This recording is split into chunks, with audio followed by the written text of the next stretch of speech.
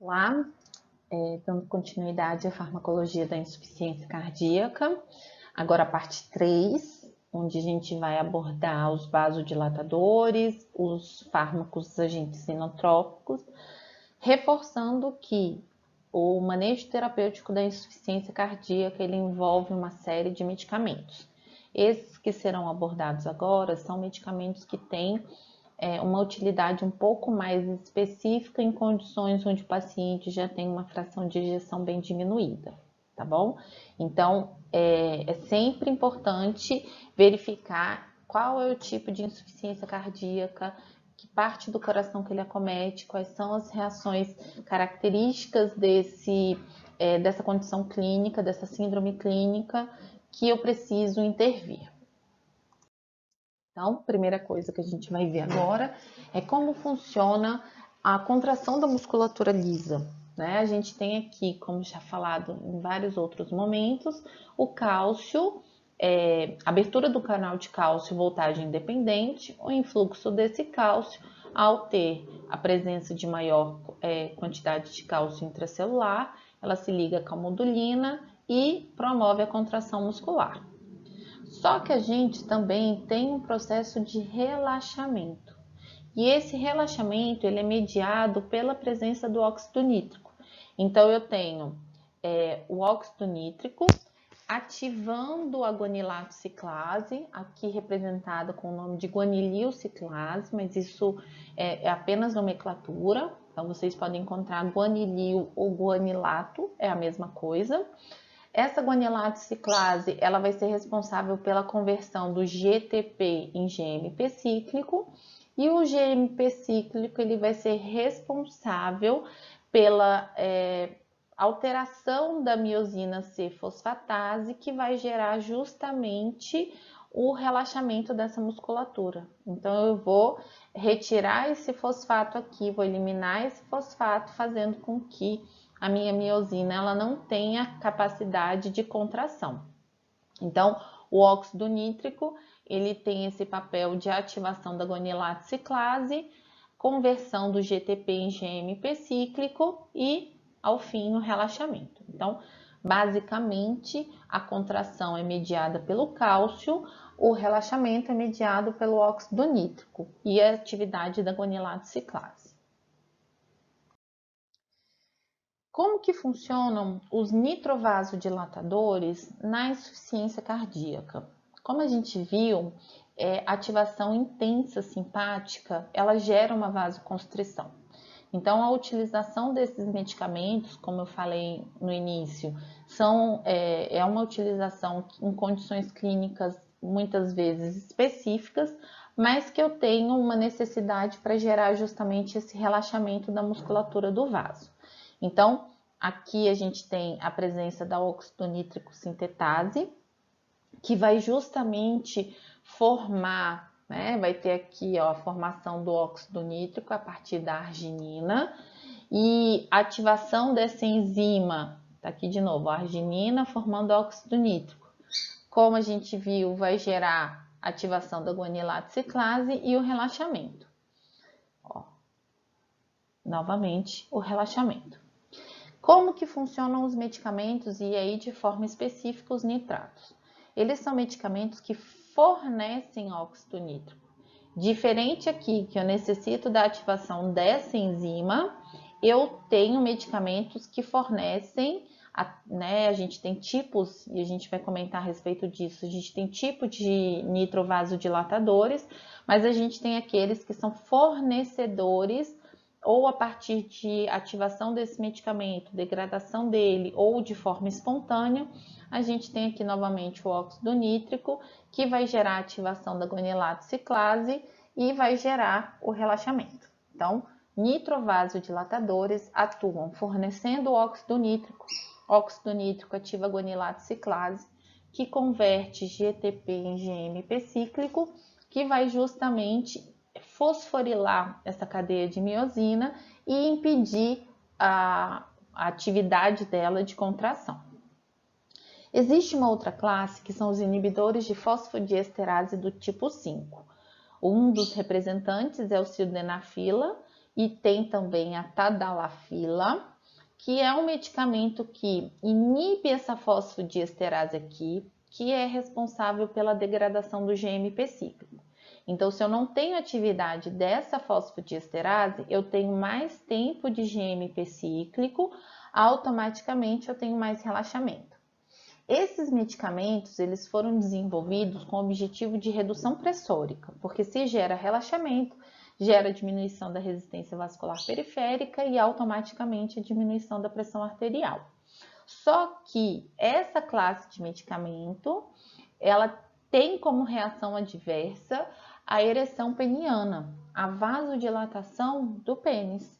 Então, hoje, essa classe é utilizada em duas condições clínicas, ou em impotência sexual, ou para justamente manter esse pênis ereto, ou quando a gente tem uma hipertensão pulmonar, onde esses inibidores também têm um papel extremamente significativo, tá bom? Então, nessas condições, a gente tem o uso e não mais pensando na hipertensão.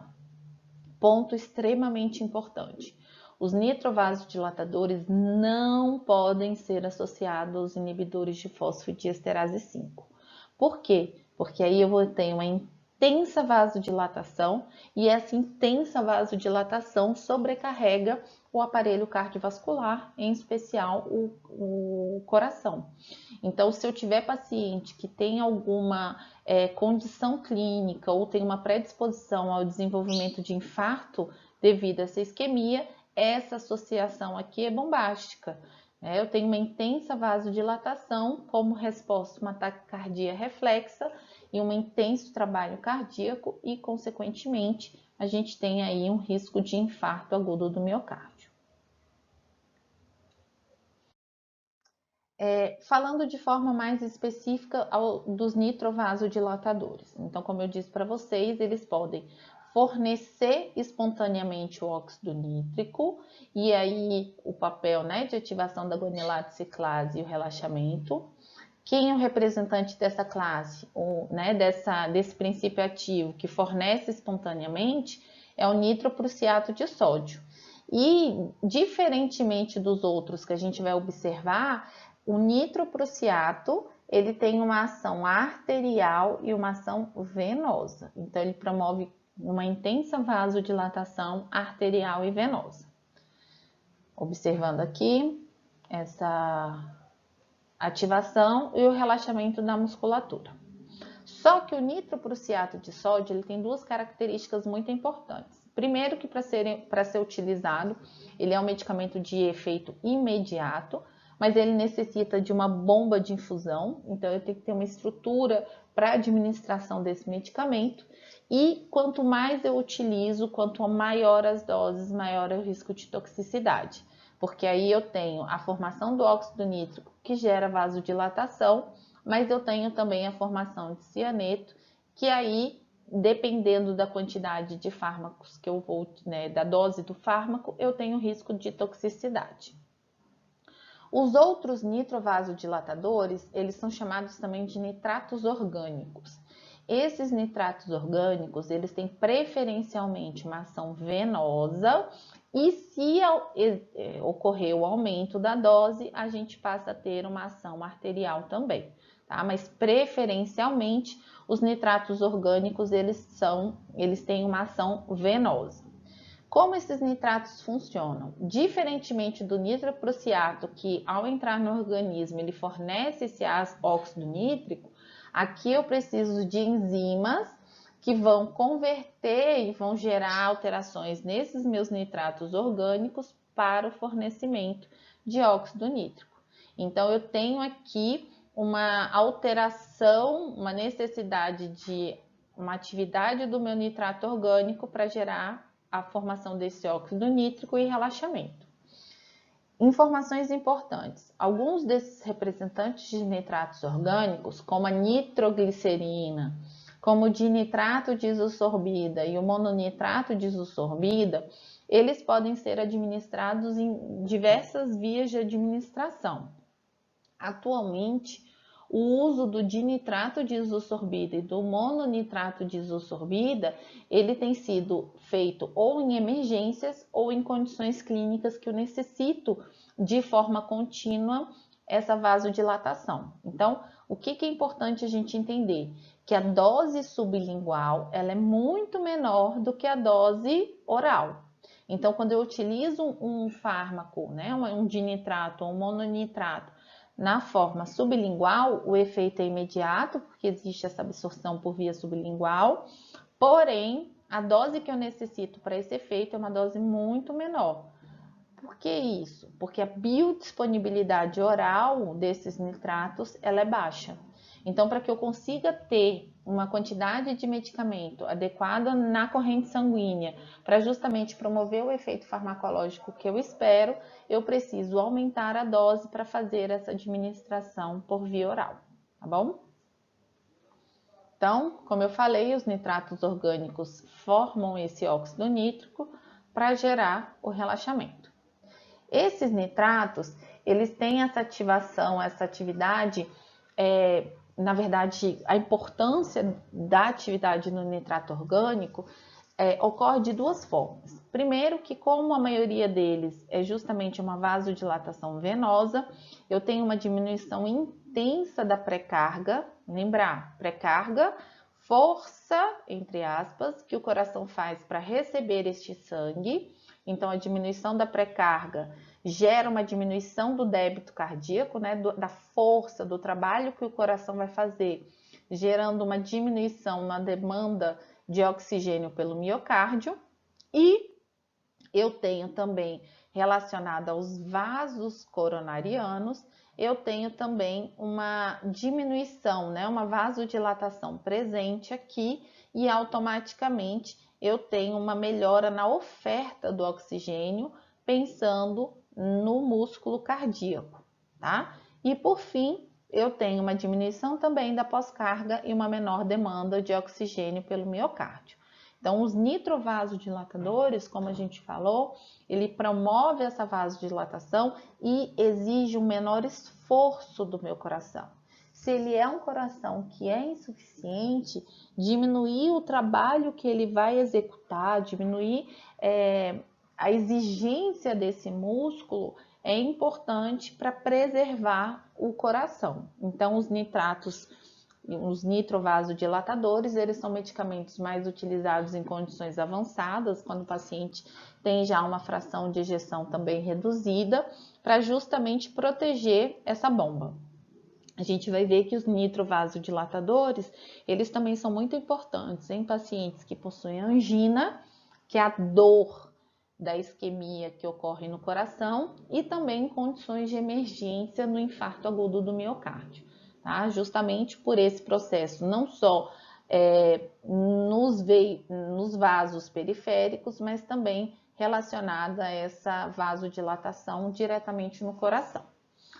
Importantíssimo, o uso repetido gera tolerância. Então, se um paciente necessita utilizar um nitrovasodilatador de forma contínua, isso eu não estou falando de emergência, estou falando de forma contínua, todos os dias, o interessante é a gente fazer as doses com espaços entre as doses diferenciado. Então, quando eu tenho um fármaco que é administrado 3 vezes ao dia, normalmente os intervalos são de 8 horas, para justamente cobrir o dia todo de uma vasodilatação, por exemplo, no caso dos nitrovasodilatadores. Só que como esse uso repetido gera essa tolerância, é importante espaçar essas doses. Então, eu posso fazer 3 vezes ao dia, mas com intervalo de 6 horas entre essas doses, para que a última dose do dia tenha um intervalo bem grande em relação à dose do próximo dia. E aí o meu intervalo vai ser de 12 horas, né? Então, intervalar, aumentar o intervalo entre as doses permite a diminuição do risco dessa tolerância. A gente também tem dentro dos vasodilatadores, os vasodilatadores denominados como vasodilatadores diretos. Os representantes aqui, os princípios ativos, a gente tem o minoxidil e a hidralazina. E eles são medicamentos que atuam justamente hiperpolarizando a membrana, e ao hiperpolarizar a membrana, eu não tenho ativação deste canal de cálcio. Quando eu não tenho cálcio intracelular, eu não tenho contração, tá? Então, a hidralazina a gente tem ainda mecanismo pouco esclarecido, mas existem algumas bibliografias que trabalham com esse mecanismo de ativação dos canais de potássio. E o minoxidil, que hoje já não é mais tão utilizado considerando a vasodilatação, ele também tem esse mecanismo de ativar o canal de potássio para justamente hiperpolarizar a membrana, e ao hiperpolarizar a membrana, aqui eu não tenho ativação deste canal de cálcio voltagem independente, ok? No caso do minoxidil, atualmente ele é mais utilizado para reduzir a alopecia, calvície masculina.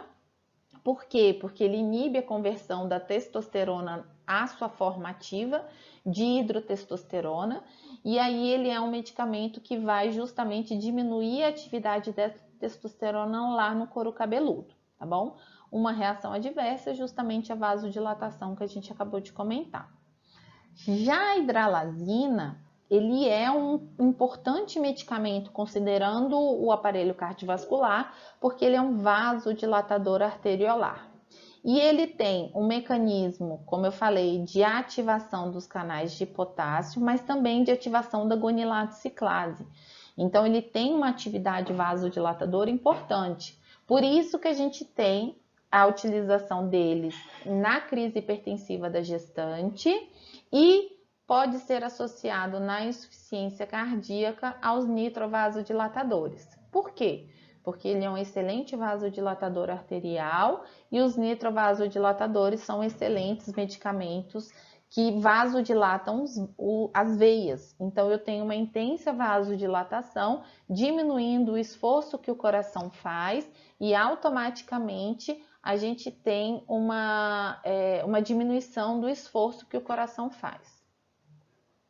E para a gente finalizar a terapêutica da insuficiência cardíaca, a gente tem os agentes inotrópicos, que na verdade são medicamentos utilizados em situações onde realmente o coração já está em falha, onde o coração necessita de um estímulo para promover a contração cardíaca.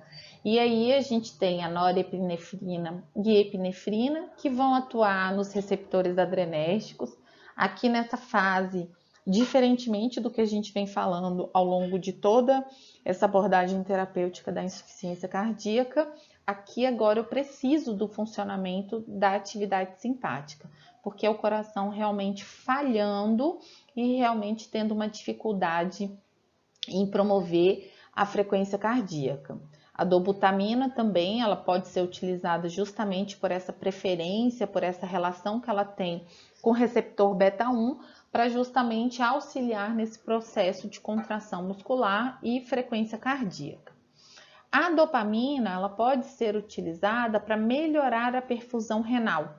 Essa atividade em receptores dopaminérgicos periféricos permite um aumento da perfusão, o que fica prejudicado quando se tem uma diminuição intensa do débito cardíaco, e aí a dopamina pode ser utilizada com esse objetivo também. Lembrar que a dopamina é um medicamento que, conforme eu vou aumentando a dose, eu passo a ter especificidade por receptores adrenérgicos, inicialmente receptores beta e, por fim, receptores alfa, porém, nessa dose aqui eu já tenho um efeito tóxico muito significativo.